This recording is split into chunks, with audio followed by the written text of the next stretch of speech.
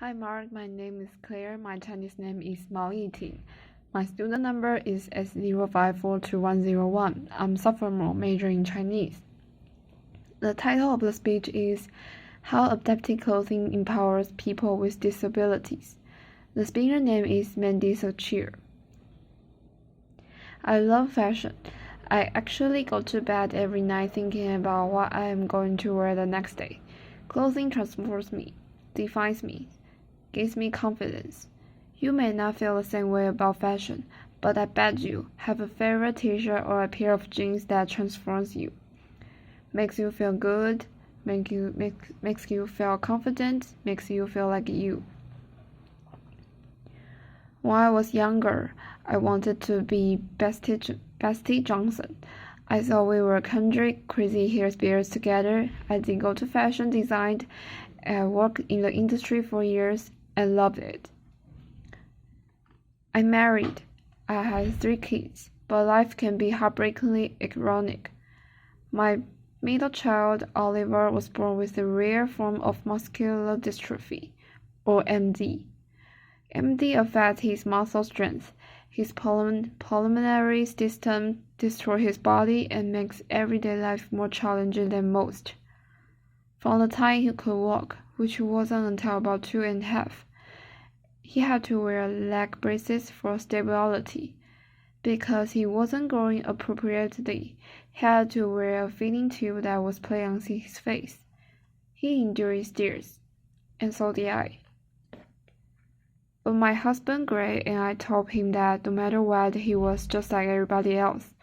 But everyday tasks for Oliver that we all take for granted were incredibly challenging. That simple act of dressing yourself, the very thing that I adore, was a nightmare for him. His form of ending does not affect his mind. His brain is an A+, which means he's actually aware of his shortcomings. This became very evident when he started school, and that daily act of dressing yourself was a constant reminder of what he could do and could not do. So our solution was for Oliver to wear sweatpants every day.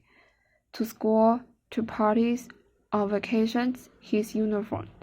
For special occasions, he would wear proper pants, but many times, because he couldn't manage the button and zipper, I would have to take him to the men's room, which was incredibly embarrassing for him and the other men that were in there. But then I said, "Oh, please, there's nothing I haven't seen before." Laughter. For years, we muddled through, but when Oliver was in third grade, I found out he was more like me than I ever imagined. Oliver, too, cared about fashion. He came home from school one day and said very definitely that he was going to wear jeans to school like everybody else gets to wear. Well, I certainly couldn't go to class with him and take him to the boys' room, but there was no way I was telling my 8-year-old that he couldn't wear what he wanted to wear. So that night, I made Gary the hell out of his jeans. I remembered when I was pregnant and unwilling to stop wearing my own favorite pants, even though I was bursting out of them, that rubber band trick. You must remember what I'm talking about. The rubber band through the buttonhole around the button at the back. It stands stretch. So I removed the zipper so he could put it up and down on his own. I cut up the sizing of the bottom of his pants to accommodate for his leg braces. Apply vertical. Hold your ears, everybody. Tail and stick, mind you, so that it will close around it. When I showed Oliver my arts and crafts project, he absolutely beamed. He went into school with his head held so high. Those jeans transformed him. He was able to get to dress on his own. He was able to go to the bathroom on his own. Those jeans gave him confidence. I didn't realize it at the time, but this was my first foray into the world of adaptive clothing. Adaptive clothing is defined as clothing designed for people with disabilities, the elderly, and anyone who struggled with dressing themselves. Adapted clothing did exist, but it was missing that mainstream fashion component. It was very medicinal and very functional, but not stylish. And that's a huge problem, because what you wear matters. Clothing can affect your mood, your health, and your self-esteem. Now, being a fashion lover, I know this forever, but scientists actually have a name for it. It is called enclosed cognition.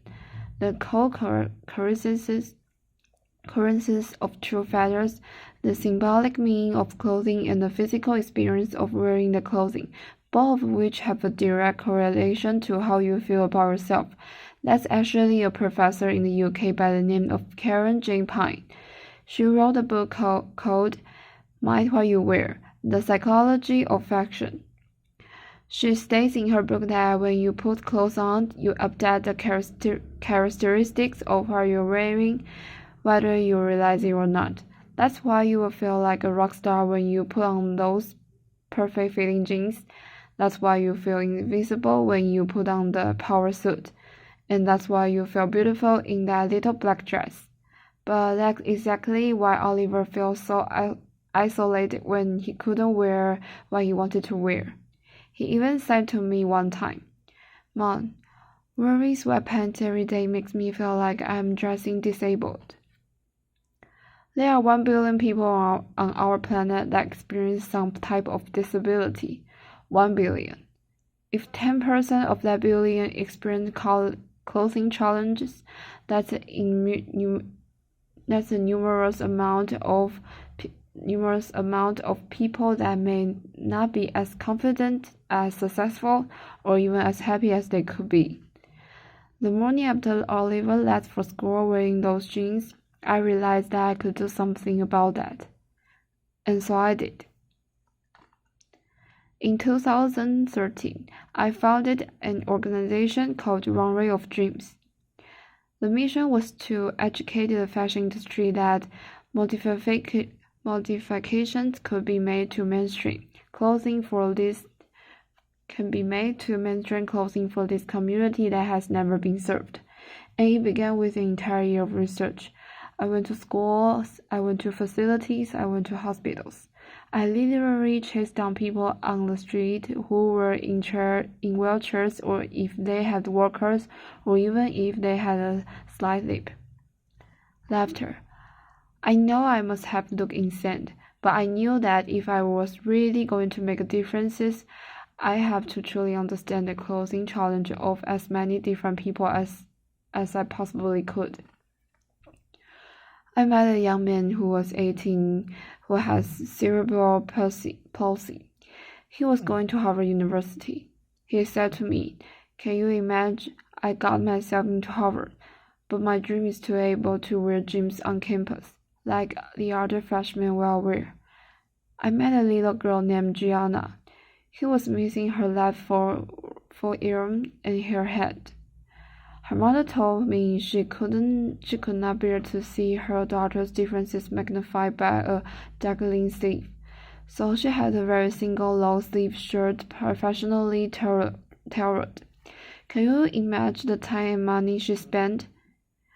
I also have the great privilege of spending time with Eric Legrand, former great football player who was paralyzed during a tackle in 2010. I had, at this point, seen some unfathomable things, but this, by far, was the most heart-stopping. You see, Eric is a really big guy, and it took a side and a lifting machine to get him dressed. I sat and watched this process for over 2 hours. While I expressed my shock to Eric, he looked at me and said, "Mindy, this is a very single day. What can I say? I like to look sharp." Research done. I knew that if I was going to make a change in the industry, I have to use my background and really figure out how to make these clothes modified.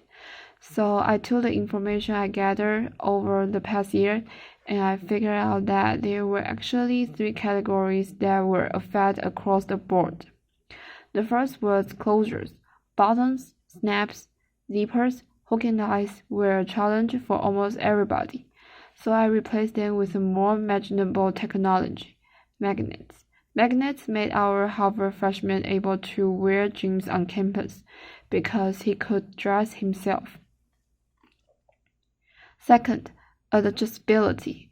Pant length, sleeve length, waistbands were a challenge for so many different shaped bodies, so I added elastic, an internal hemming system. This way, Gianna could wear a shirt right off the rack and just adjust the one sleeve. Last, alternative ways to get the clothing on and off the body, outside the traditional way of over your head. So I designed a way to go in arms first. This, for some people like Eric, could actually take 5 steps of his dressing process and give him back the gift of time. So I went out. I bought clothing right off the rack. I sat at my kitchen table, ripped them apart, did prototype after prototype, until I felt like I had great modifications. And then I was ready for the big leagues, the fashion industry. Rather than designing my own collection, I knew if I was really going to make a difference, I had to go mainstream. I believed that I just needed to educate the industry of the immorality of this pollution and the fact that these were consumers that simply were being considered. And I'm thrilled to say that the industry heard me. Runway of Dreams collaborate with the most amazing, forward-thinking brand on our planet. Applause. Who took my vision to market and made fashion history by launching the first mainstream adaptive collection, and the rest is yet to come. Applause. So, applause. Fashion holds the key to a vital lifeline. Clothing can be transformed. Clothing equals confidence. So tomorrow, when you are starting your day and you are thinking about what you are going to wear, I hope you appreciate the process and think about how what you choose makes you feel. Today, Oliver is 13. He wears his adaptive jacket, his magnetic button front shirt, feels like the coolest kid around. My boss has total swagger. Laughter.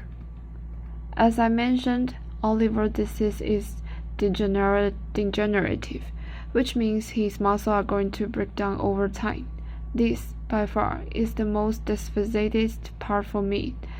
I have to see on the sidelines and watch my boy deteriorate.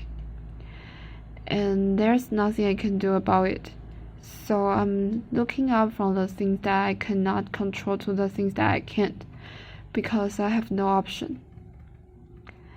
And so I'm looking up, and I'm asking the fashion industry to look up. And now I'm asking all of you to look up too.